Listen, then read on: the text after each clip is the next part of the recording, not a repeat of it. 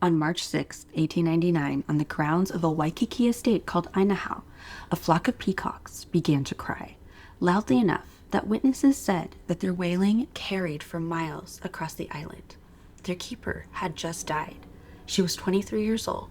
Her name was Kai'ulani, and she was supposed to be queen.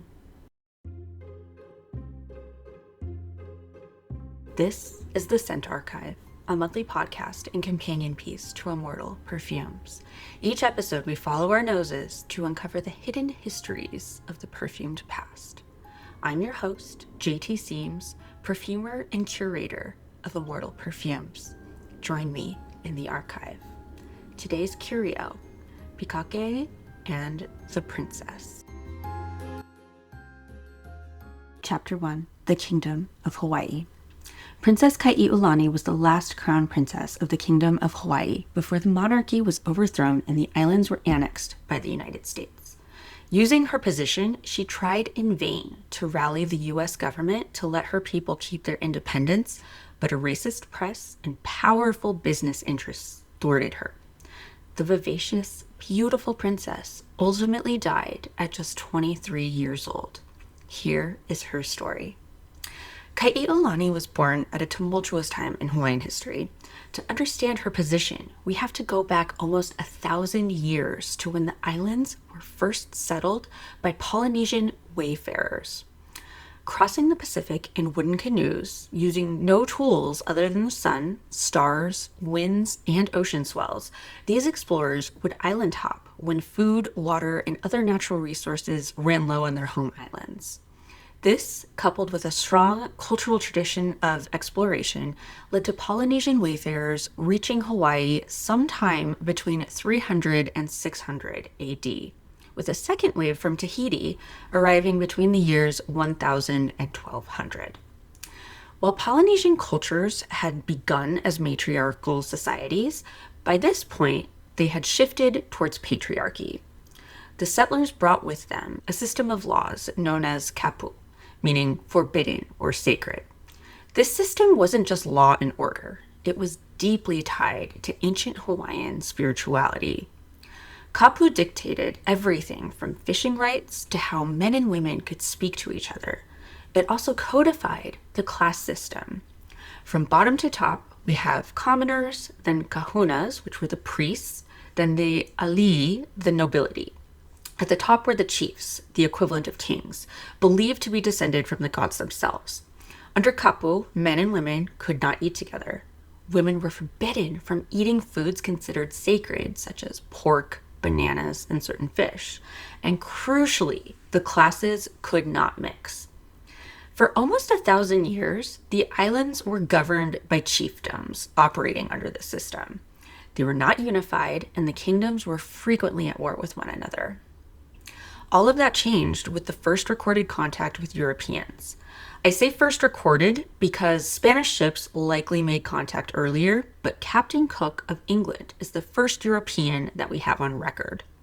Cook was on his third voyage, searching for the Northwest Passage, when he happened upon the island of Kauai. He traded for supplies and continued toward North America. After 9 months surveying the western coast, he returned to Hawaii to winter before heading back out to sea. Landing on the Big Island, Cook was received as the god Lono. He had arrived during Lona's festival, and the mast of his ship, the Resolution, resembled sacred objects associated with the deity. The chief of Hawaii was respectful, gifts were exchanged, and Cook and his crew stayed for about a month before setting sail again. But they didn't get far before a storm caused serious damage to the mast, and they turned back to make repairs. Now, when you read about what happened next, the summary almost always says something like, after a dispute with the natives, Captain Cook was killed. It was much worse than that. Cook was known for being a bit of a hothead. On a previous voyage to Tahiti, he had burned native huts and killed people over a stolen goat. By the time he returned to Hawaii, there had already been a string of small thefts that were eating away at him. But the final straw was when a group of Hawaiians took one of his cutters. A cutter, for the record, was a small ship's boat. Don't quote me on the exact specs, but it was significant enough to push Cook over the edge. So Cook, in his infinite colonial wisdom, decided to retaliate by kidnapping the chief. Sir, the audacity of an empire. This was not a minor dispute. Hawaiian warriors came to the king's rescue. Cook fired a warning shot, and all hell broke loose. Several of his crew were killed. 17 Hawaiians were killed, and Cook himself was killed. The rest of the crew got out of there fast. I'm spending time on this because it matters to what came next.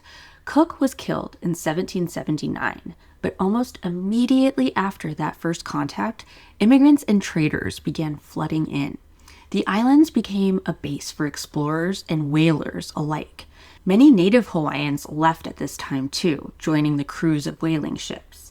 With this influx of European trade came new tools and new agriculture, which is my polite way of saying guns and sugar plantations. In 1795, Kamehameha I began in earnest to unify the islands.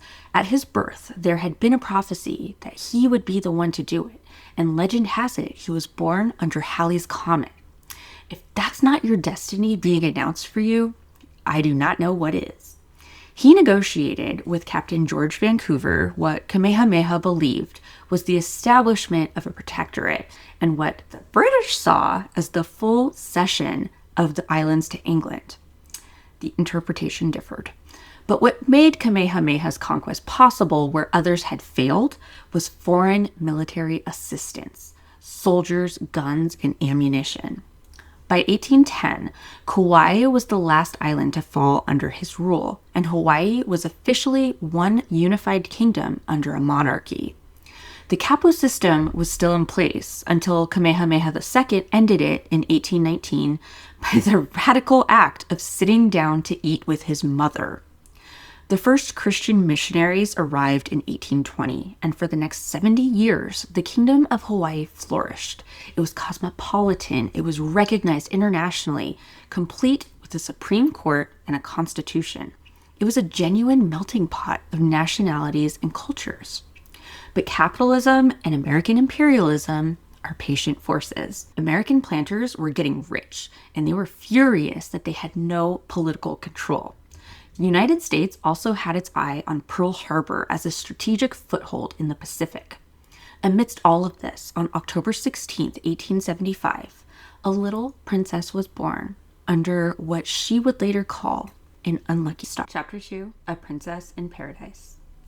Kai'ulane's mother, Princess Miriam Likelike, was the younger sister of King Kalakaua and Queen Liliuokalani. She was lively and flirtatious, a natural hostess, and a gifted musician whose compositions are still celebrated in Hawaii to this day. She had always been somewhat fragile in health, but nobody seemed to think too much of it. Kai'ulane's father, Archibald Cleghorn, was born in Edinburgh to a horticulturalist and seed purveyor who ran a large nursery in the city. When the nursery was taken over to make way for railway projects, the elder Cleghorn packed up his family, first to New Zealand, then eventually to Hawaii, with his teenage son in tow. Upon arriving in Hawaii, Archibald found the place bleak and hoped that they'd soon move on to San Francisco. Instead, his father died suddenly when Archibald was just 18, leaving him orphaned in the middle of the Pacific with his father's dry goods business to manage. He rose to the occasion, and he became quite wealthy and also had 3 daughters out of wedlock to a Hawaiian woman named Elizabeth. He climbed the social ladder, cultivated friendships with the right people, and somewhere along the way got close to King Kalakaua. And just a note, I am doing my best with the Hawaiian pronunciations. Likelike had been betrothed to a Hawaiian noble, but broke off the engagement to marry Archibald instead, a man 16 years her senior. The match was apparently not entirely welcomed by the Hawaiian royal family.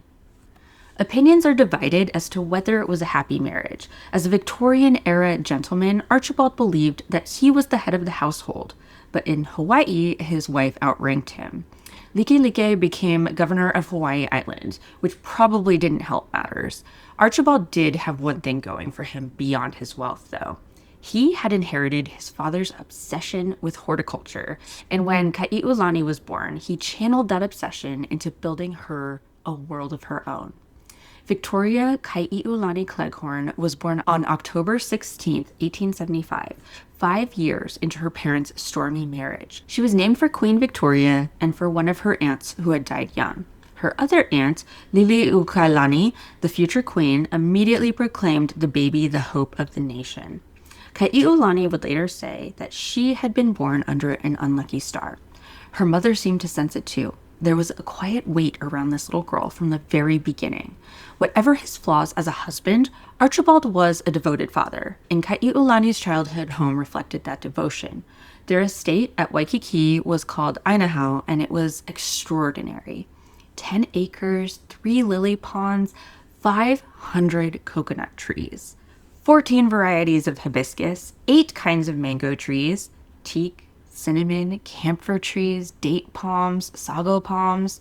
The first banyan tree ever planted in Hawaii, the Kai'ulani banyan, went into the ground there and became the ancestor of every banyan tree on the island. There was also a flock of peacocks, and we'll come back to them in the next chapter because they are very important to our story. Kai'ulani was an outdoorsy child through and through. By age 7, she was an accomplished equestrian, and her most beloved companion at Ainahau was her snow-white pony named Fairy. She was often seen riding out with a groom in tow up to Diamond Head to visit the lookout keeper who alerted Oahu of arriving ships, or into town to see Uncle John Cummins, a leading Honolulu citizen that she was convinced had the best cows on the island. She also liked to handle the driving reins herself, which I feel says everything about her personality. And then there was the ocean. The old natives along the Waikiki beach loved to tell the story of how the young Ali'i would always swim further out into the breakers than anyone else. She was a splendid swimmer and a surfer from childhood, a princess who went further out than anyone dared follow. Kai'ulani grew up attending luau, singing, playing ukulele and guitar with her mother. From the outside, it looked like paradise, and for a while it was. One of Kai'ulani's cherished childhood memories involved a family friend passing through. Robert Louis Stevenson, author of Treasure Island and Dr. Jekyll and Mr. Hyde, he was close with her father. Stevenson spent time at Ainahau, sitting under the banyan tree with the young princess, and when it was time to go, he wrote a poem for her, calling her the Island Rose. Forth from her land to mine she goes, the island maid, the island rose, light of heart and bright of face, the daughter of a double race. Her islands here in southern sun shall mourn their Kai'ulani gone, and I, in her dear banyan shade, look vainly for my little maid. But our Scots islands far away shall glitter with unwonted day, and cast for once their tempest by, to smile in Kai'ulani's eye. The daughter of a double race, half Scottish, half Hawaiian, caught between two worlds before she ever really had to choose between them. Liki had always been fragile, and when Kai'ulani was 11 years old, her mother died. It was rumored that Liki's final words contained a prophecy.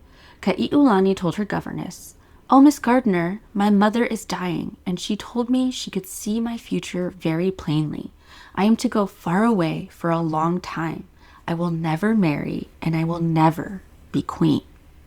The family dismissed it. Kai'ulani carried it with her for the rest of her life. And honestly, it's a little weird that they dismissed it, because only a few months after Liki died, the king was forced to sign what became known as the Bayonet Constitution. The militia showed up and gave him the choice to sign it or be deposed. It was, in plain terms, a power grab by American industrialists on the island.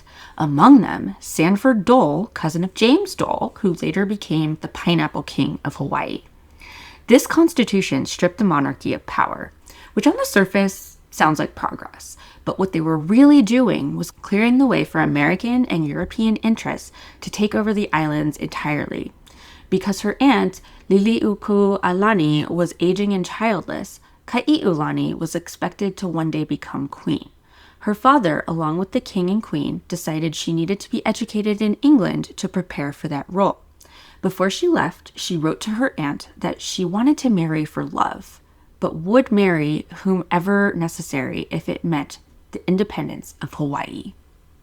She was 13 years old. When she sailed away, her pony ferry was turned out to pasture to wait for her. She was told she'd be gone for a year. She stayed for 4. During her years in Europe, Kai'ulani and her guardian's daughter, Alice Davies, spent time in Germany, and after everything that had been happening back home, it turned out to be exactly what Kai'ulani needed. She went from being restless, worried, and uncertain about her future to being a perfectly normal teenage girl surrounded by handsome German soldiers who wanted to take her out dancing. So that's exactly what she did. She laughed and danced and went to parties and had her picture taken. Alice Davies described it as interspersed with our studies, a little gaiety and a great deal of fun, and I love this for her. During those 4 years away, her uncle, King Kalakaua, died, and her aunt, Liliuokalani, became queen. Liliuokalani tried to reverse the Bayonet Constitution and restore power to the native Hawaiians. Plans were made for Kai'ulani to travel through Europe and meet Queen Victoria, but they were abruptly canceled when news arrived from home.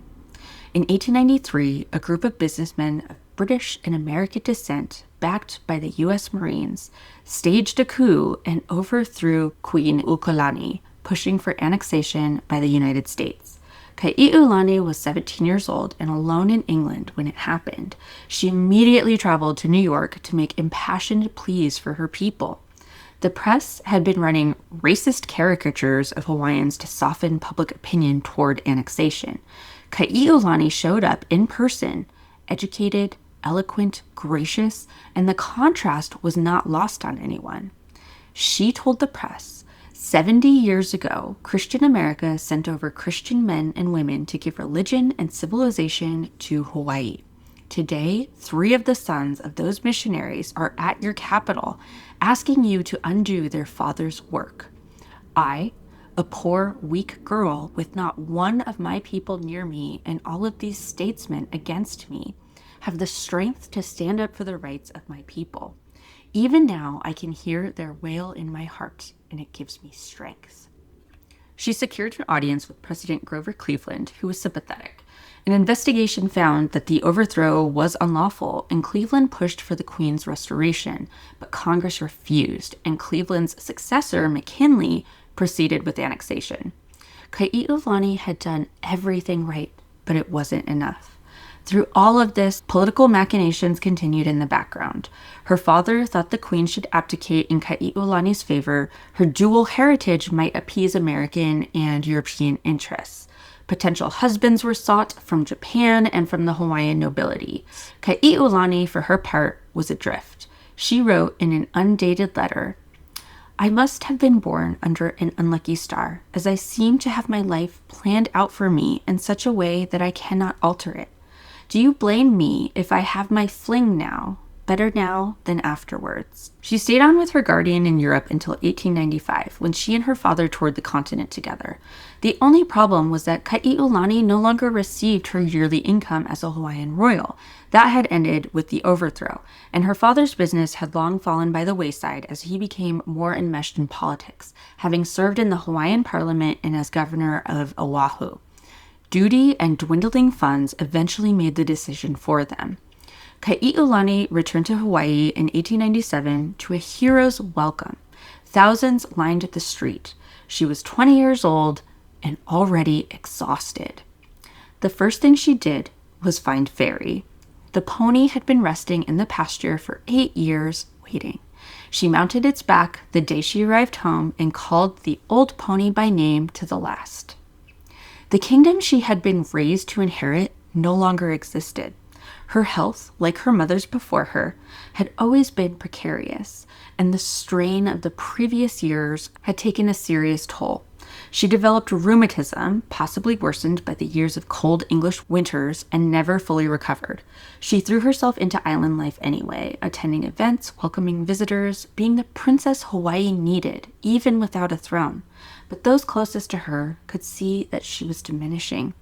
In 1898, Hawaii was officially annexed by the United States. Kai'ulani and Liliuokalani protested the ceremony and refused to attend. In early 1899, Kai'ulani traveled to the Big Island to visit friends at Parker Ranch. While out riding, she was caught in a rainstorm. She fell seriously ill and never recovered. And legend holds that in the early hours of March 6, 1899, Archibald Cleghorn was awakened by the wails of peacocks. In the dream he'd been having, his daughter mournfully waved goodbye, and he knew before anyone told him that Princess Kai'ulani was gone. She was 23 years old.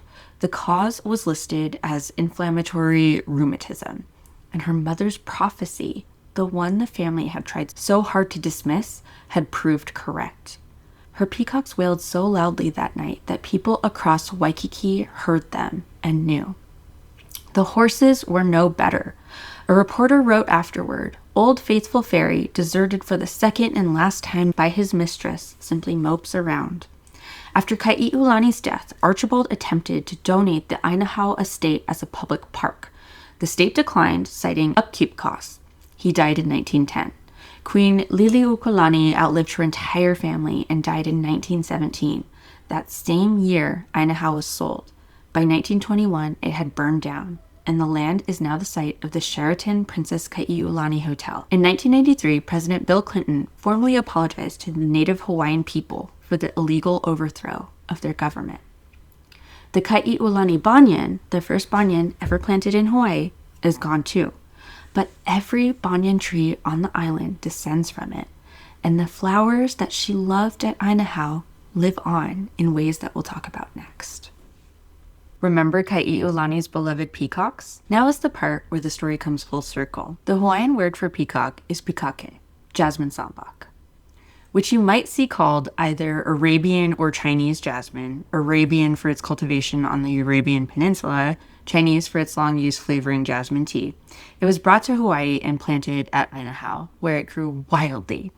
Because of her love for the perfumed flower and her cherished peacocks that followed her around and ate from her hands, it is said that Kai'ulani named the flower Pikake.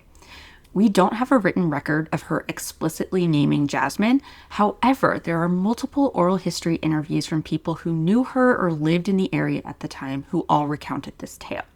Like their Polynesian ancestors, oral history played a role in keeping the princess's memory alive. In the 1970s and 80s, oral history projects through the University of Hawaii captured some of these tales. The princess's story had made international headlines both while she was alive and in death. The Pacific Commercial Advertiser, now known as the Honolulu Star Advertiser, had a 6-page featured play-by-play of the princess's funeral. They wrote, "The beloved princess lay surrounded by flowers and wreaths, the air heavy with the perfume of blossoms brought by friends and admirers." And we can see that in photos of her funeral. If you're listening, you can find these photos linked in the show notes, but I am currently looking at a photo of the princess's casket lying in state at Ainahau. The room is covered in white florals, and in the corner, you can see the star-shaped flower, jasmine sambac. Let's talk a little bit more about jasmine sambac, olfactively speaking. This is the smell of a heady night out. If you've ever seen the descriptor narcotic white floral, this is what they're talking about. To my nose, jasmine sambac is a bright, creamy tea scent. Indole, which is the chemical compound of essentially the dying part of a flower, it gives it a muskiness that's like a sheen of sweat on skin. And that sounds gross, but the line between beauty and death has always been perforated. Some famous perfumes with notes of jasmine sambac include heavy hitters like Tom Ford's Lost Cherry, Mugler's Alien, and Dior's J'adore. If you have any of those or easy access to a perfume counter, try to pick out the jasmine note. Kai'ulani's mother, Likelike, also had a favorite flower, the gardenia. Gardenias were also brought to Ainahau and planted by her husband, Archibald Cleghorn. The reporting of Likelike's funeral said that the smell of burning gardenias was so strong that the air of Waikiki was perfumed for days. Further, that gardenias did not bloom in Waikiki for 3 years after the princess's death. And I love that both mother and daughter not only had signature flowers, but that both loved flowers that were also fixtures in leis. The lei in Hawaiian culture is far more than a garland. It's a living expression of aloha, of love and honor, grief and welcome. Different flowers carry different meanings, and scent is central to the choice. Pikake leis, with their intoxicating jasmine fragrance, are traditionally associated with love and romance. They're a fixture at weddings and intimate celebrations.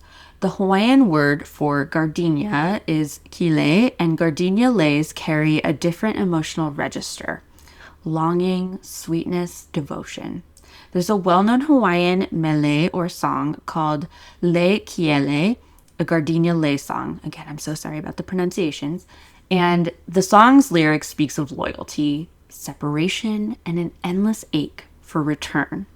When you know that Like Like's favorite flower was the gardenia and that she died young and left her 11-year-old daughter to navigate the slow collapse of a kingdom, the flower takes on an almost unbearable resonance. Mother and daughter, gardenia and pikake, longing and love, growing side by side in the same garden at Ainahau. In perfumery as a whole, the word pikake isn't frequently used. Again, it's the jasmine sambac plant. When you do see the term pikake, it usually is either specific to a Hawaiian perfumery brand or it's a fragrance intentionally meant to remind you of the islands. Perhaps the most famous example of both gardenia and pikake perfumes came from Royal Hawaiian perfumes. Royal Hawaiian, despite its name, was founded long after the monarchy was gone, in 1946. Originally known as Brownie of Honolulu, the brand changed its name to Royal Hawaiian in 1964. And their goal was to make soliflor perfumes. That means single note perfumes, and each was based on the flowers of Hawaii. The brand was part of the larger tourism push in the 50s and 60s that saw a lot of tchotchkes sold as souvenirs. And I have an antique bottle of Royal Hawaiian gardenia in a glass hut, for example. And that's what makes those little souvenir bottles something more complicated than they appear. By the time Royal Hawaiian was bottling pikake and gardenia for tourists in the 1950s, the monarchy had been gone for 60 years. The flowers Kai'ulani named, the flowers Likelike loved, the scent that hung over Waikiki like grief, all of it compressed into a $2 bottle sold at the airport. And that's what perfume does, though. It carries things forward without always knowing what it's carrying. Kai'ulani never got to be queen. She never got to marry. She died at 23 while her peacocks wailed in the garden.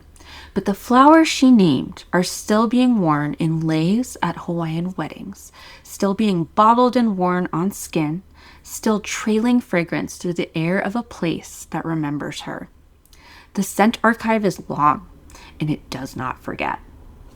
Thank you so much for joining me for the first episode of the Scent Archive. In honor of National Fragrance Day, please enjoy a discount for 25% off anything on the Immortal Perfumes website until April 1st, 2026. Simply use code ARCHIVE at checkout. Next month, I'll be attending the International Perfume Bottles Conference in Chicago, Illinois, where we'll be touring Perfume Passage, which is an amazing museum dedicated to antique perfume bottles and vanity items. So for the April episode, we're leaving the palaces of Hawaii and taking a look at the tale of an Ohio doctor who accidentally invented the atomizer as we know it. Thanks again for listening. I'll see you next time in the archive.